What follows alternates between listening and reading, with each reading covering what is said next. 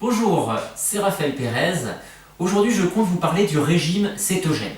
On me pose beaucoup de questions à ce sujet, on en parle beaucoup ces derniers temps. C'est un régime qui devient un petit peu la mode. On l'utilise, ou on en parle en tout cas, pour soigner la maladie d'Alzheimer, l'épilepsie, le cancer. Donc ce serait un régime assez miraculeux et je compte vous partager en fait mon opinion sur le sujet pour répondre un petit peu à vos questions. Alors, le régime cétogène, c'est un mode alimentaire qui est basé sur une alimentation grasse principalement, qui permet de mettre l'organisme en mode cétogénique, c'est-à-dire en absence de glucose ou avec très peu de glucose, très peu de sucre en tout cas dans l'alimentation.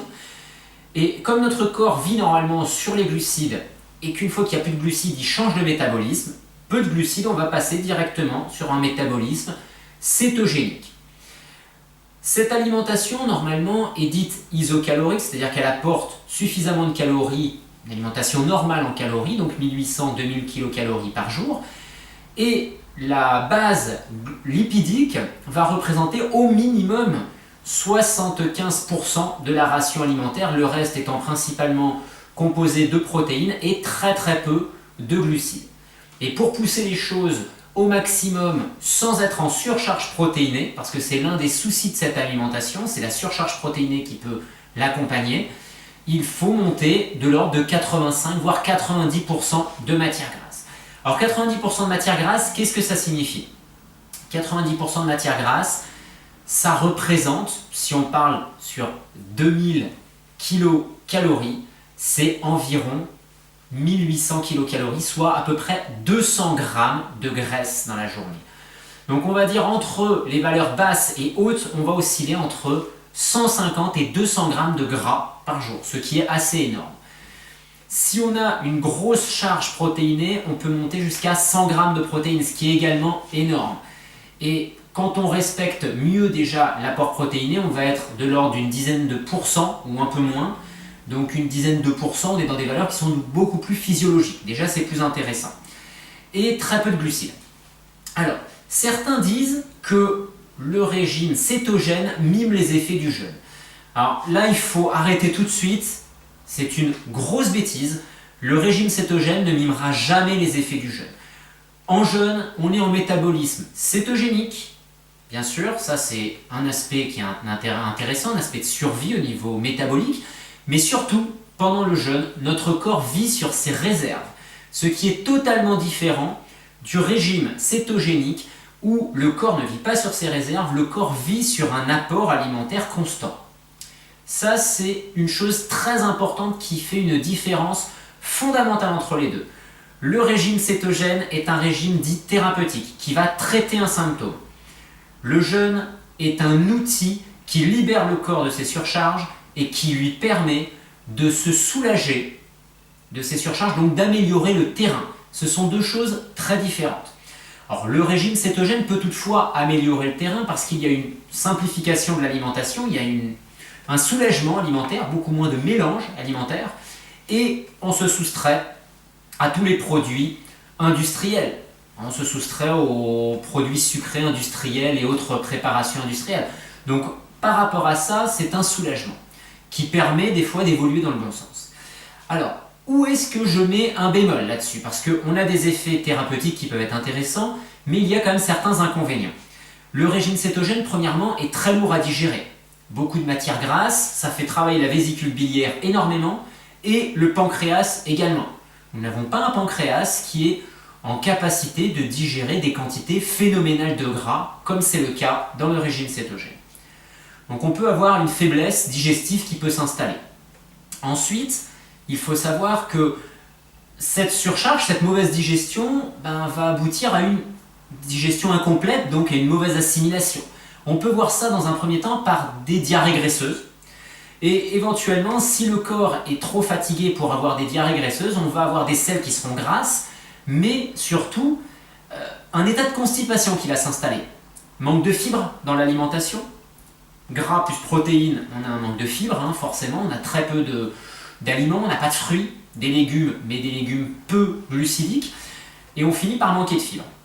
Ensuite, l'autre inconvénient, c'est l'état de fatigue que cela peut générer, en termes de digestion. Et puis derrière, c'est le métabolisme. Alors le métabolisme, ça peut poser problème chez les enfants. Par exemple, chez les enfants que l'on met au long cours sous un régime comme ça, on a un ralentissement de la croissance.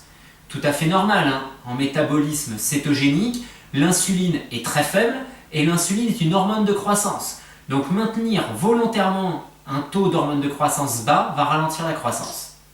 Donc on a un ralentissement, une stagnation, voire un ralentissement de la croissance chez les enfants. Ensuite, il faut savoir que la surcharge digestive en gras peut perturber l'assimilation des nutriments, l'assimilation des vitamines et de sels minéraux. On peut avoir un état de carence qui peut s'installer. Donc également prudence à ce niveau-là. Et puis surtout, c'est à l'intérieur. Le métabolisme cétogénique, c'est un métabolisme d'acidose qui génère de l'acidité dans l'organisme. Cette acidité, elle est normale et il faut la neutraliser. Donc soit on a la capacité de la neutraliser au niveau pulmonaire parce qu'on a un travail respiratoire qui est suffisamment important pour le faire.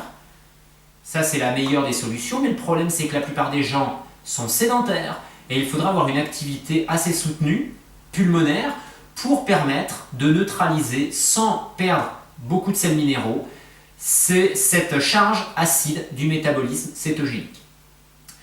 Si ce n'est pas les poumons, eh ben ça va passer par les reins. Et par la voie rénale, on peut avoir une surcharge rénale et parfois des calculs rénaux qui apparaissent.